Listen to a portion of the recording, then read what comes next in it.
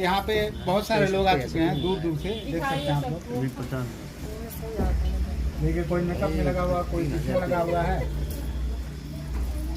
तो यहाँ पूरी मतलब कहा जाए कि बर्थडे की पूरी तैयारी हो चुकी है और कुछ ही पल में केक कटने वाला है। बस तैयारी स्टार्ट किया जाए।